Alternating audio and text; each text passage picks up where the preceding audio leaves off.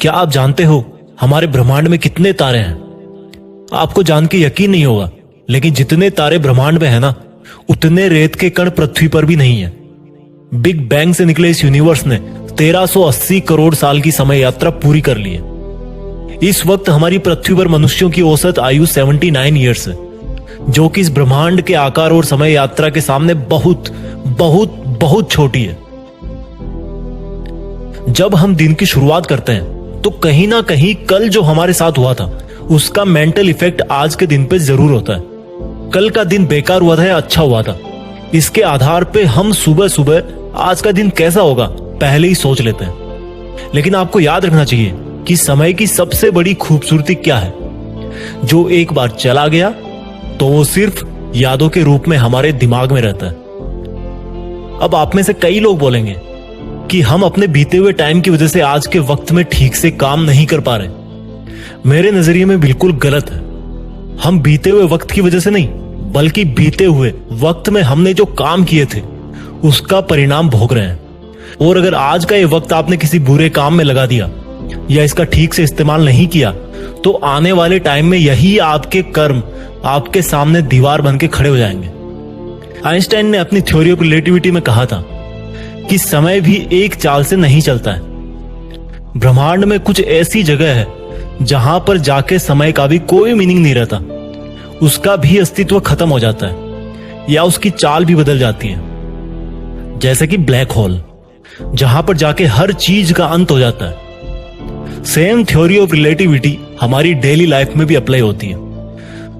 आपने नोटिस किया होगा, जब हम दुखी होते हैं तो समय मानो रुक सा जाता है, और जब हम खुश होते हैं तो समय मानो दौड़ने लगता है, भागने लगता है, वक्त का पता ही नहीं चलता।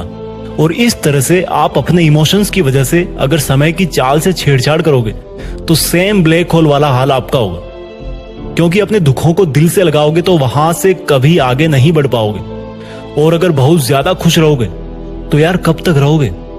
एक दिन उसका भी अंत होगा और फिर से दुख शुरू हो जाएगा।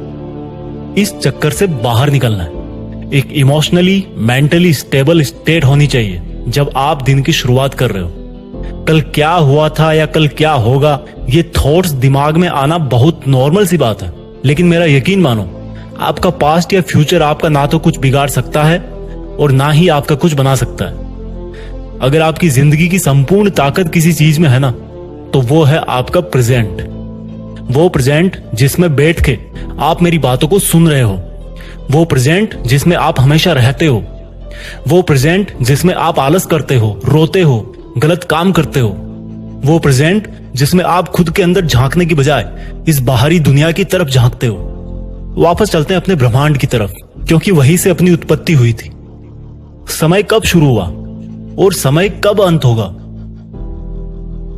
बिग बैंग से पहले समय का कोई एग्जिस्टेंस नहीं था, और जब यूनिवर्स कोलैप्स हो जाएगा तब भी समय का कोई एग्जिस्टेंस नहीं होगा।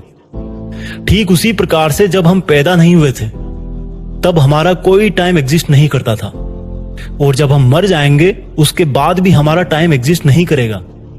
ऐसा हर इंसान के साथ होता है। लगभग हर 100 साल में इस दुनिया की पूरी पॉपुलेशन नई पॉपुलेशन के साथ में रिप्लेस हो जाती है। सबका टर्न आता है और चला जाता है, और जिसको कुछ करना होता है ना, वो हमेशा प्रेजेंट में रह के ही करके चला जाता है, आज और इसी वक्त में ही करके जाता है। ये लाइफ इल्यूजन है या रियलिटी, इसका तो पता नहीं, लेकिन दोनों ही ऑप्शन में हमारे पास जीने का एक ही समय है, वर्तमान। इसी वर्तमान में ताजमहल बनाया गया था, लाल किला बनाया गया था, महाभारत का युद्ध लड़ा गया था। इंसानियत के हर बड़े से बड़े काम इसी वर्तमान में हुए थे। अगर अपने इतिहास को एक यादगार लम्हे में बदलना चाहते हो ना, तो प्रेजेंट में जीना सीखो।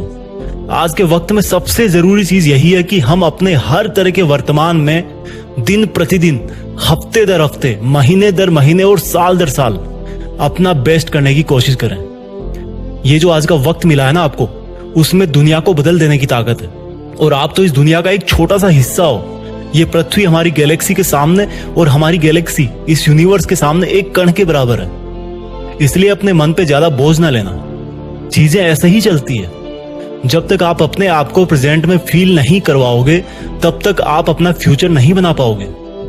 अगर कोई महान राजा जिस वक्त युद्ध कर रहा होता था और उस वक्त अगर वो उस युद्ध को छोड़कर यह सपना देखता कि यार मैं जीत ही जाऊंगा, तो हो सकता है वो वहीं पे युद्ध में मारा जाए, क्योंकि उसका ध्यान उस समय के युद्ध पे ना होकर फ्यूचर पे होगा।